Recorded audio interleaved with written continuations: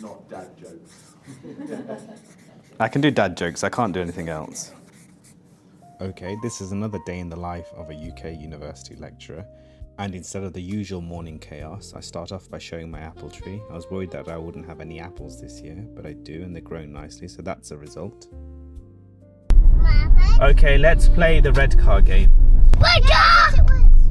Wake up! Go! Wake up! Wake up! Alright, calm down. I got 4 points. Wake up! Wake up! Wake up! You don't have 4 points, you have 3. And today's video centres around an event that we're holding where we invited older adults from the community and clinicians to discuss and build a new research project. And I'll explain what that project is in the video a little later. And the first thing on my to-do list is emails that came in overnight and also some last-minute event preparation.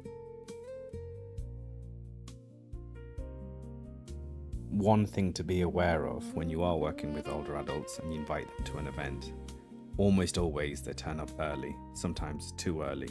In the reception. Yeah, if you stay where you are, we'll come and find you. Is that okay? Yeah, brilliant. No problem. Thank you, bye-bye. So this meant I couldn't prepare as much as I wanted to, but that's okay, we'll make it work somehow. In my younger days, I was so incredibly shy that greeting a stranger or even a participant would have felt absolutely crippling. But with experience, I've become better at this and I can even do small talk. Well, I prefer it this way. It's a lot cooler, isn't it? So here's the prep that I couldn't do, putting up a door sign and getting the room and table ready for the workshop ahead. Everything you're about to hear and see was filmed with permission. You're still doing it, that's the only thing. You're still doing it. You do that in winter as well?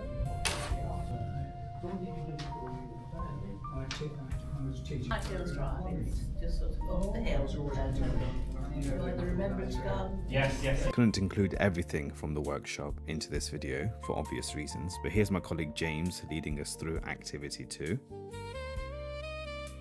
It was then my turn. In activity 3, we discussed how technology can help solve the problem of loneliness. I've got reminders of events. Yeah, reminders. We all need reminders.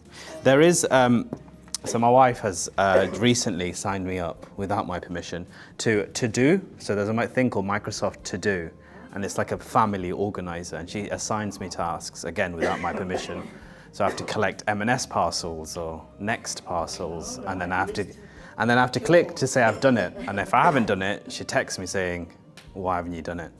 Why do I feel like she's done this because you didn't do it the first time? Yeah, there you go. Yeah, that's completely true. But their evidence suggests that people are already turning to AI for psychotherapy and counselling services. So that was just a snippet of the entire 3-hour workshop, which finished with a lunch.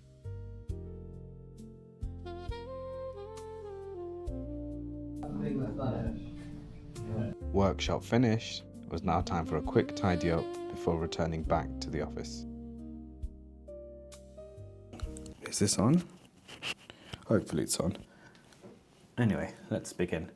So this is the first actual speaking to camera scene that I've done across the 3 videos or so that I've already shot.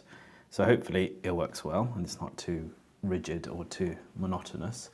So what you saw there was a morning where we held a co-design workshop, a co-design or co-production workshop, whatever you want to call it, where we invited older adults from the community, in addition to an old age consultant psychiatrist and a social prescriber. What we're trying to do is look at digital interventions, namely smartphone applications, that can combat loneliness in older adults. Loneliness is a big problem in old age, and it has massive detriments in things like quality of life. It actually shortens lifespan.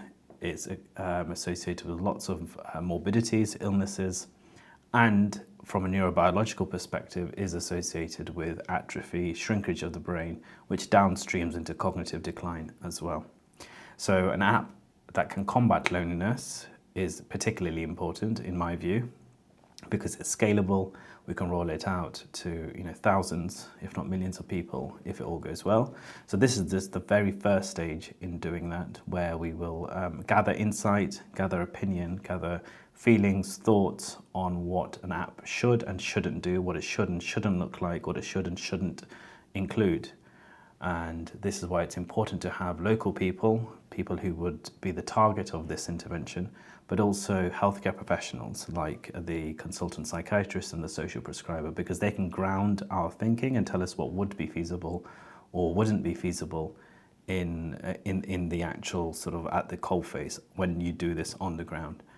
Because obviously we can do the theory, we can do the design, but if it's something that's not going to ultimately translate in the real world, it's not going to be adhered to or used, then all of this work is essentially useless.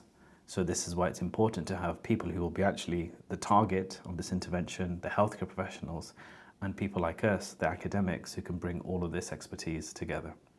So yes, watch this space for more. Now, if you're still watching, I spent far too long recording that piece, which actually made me late for an important webinar that I was supposed to be on.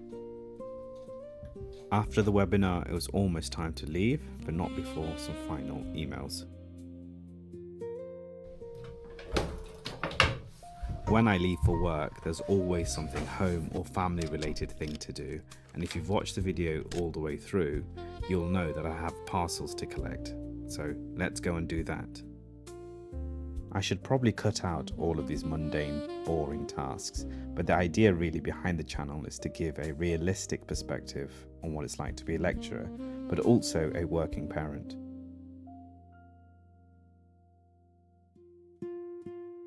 This next parcel took flipping ages to arrive. Once the parcels were collected, the parent duties continue, and it was time to collect my 2 boys from nursery. After collection, it was time to take them to their grandparents' house. So I leave the kids at their grandparents' house, and the day's still not over. My wife and I go to an information evening at the local primary school where my middle child, the 4-year-old, will be joining this August. 150 yards down the road, Yeah. on the road that connects to Nottingham Road. Nottingham Road. Yeah. What might happen is you rush on the road, and then when you go outside and you see it. So that's finished. That lasted about an hour. It's now time to collect the children and go home. It is now just after 8 o'clock. The kids are in bed, and this is where I leave you. If you liked the video, if you found it interesting, please do subscribe.